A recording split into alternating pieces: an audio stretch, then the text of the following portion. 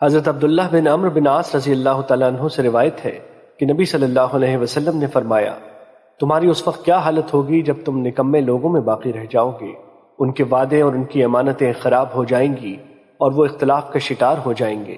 وہ اس طرح ہو جائیں گے، آپ نے اپنے ایک ہاتھ کی انگلیاں دوسرے ہاتھ کی انگلیوں میں ڈالیں۔ انہوں نے عرض کیا، آپ مجھے کس چیز کا حکم فرماتے ہیں؟ آپ صلی اللہ علیہ وسلم نے فرمایا، تم جس چیز کو جانتے ہو اسے لازم پکڑو اور جسے نہیں جانتے اسے چھوڑ دو، اور تم اپنا خیال رکھو اور عام لوگوں کے عمل کو چھوڑ دو۔ ایک دوسری روایت میں ہے، اپنے گھر میں رہو، اپنی زبان پر قابو رکھو، جو چیز پہچانتے ہو اسے پکڑو، جسے نہیں پہچانتے اسے چھوڑ دو، تم اپنی فکر کرو اور عام لوگوں کے معاملے کو ترک کر دو۔ مشکات المصابیح حدیث نمبر 5398۔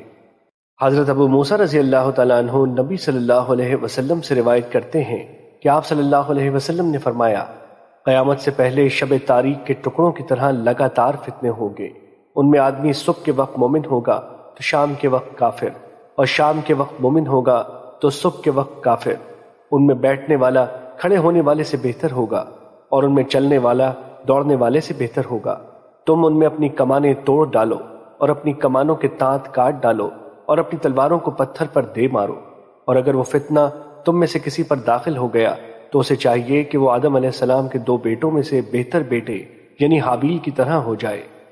اور ترمذی کی روایت میں ہے کہ رسول اللہ صلی اللہ علیہ وسلم نے فتنے کے دور کے متعلق فرمایا، ان میں اپنی کمانوں کو توڑ دینا، ان میں اپنے تانت کاٹ ڈالنا، اور ان فتنوں کے وقت اپنے گھر کی 4 دیواری کو لازم پکڑنا، اور ابن آدم یعنی حابیل کی طرح ہو جانا۔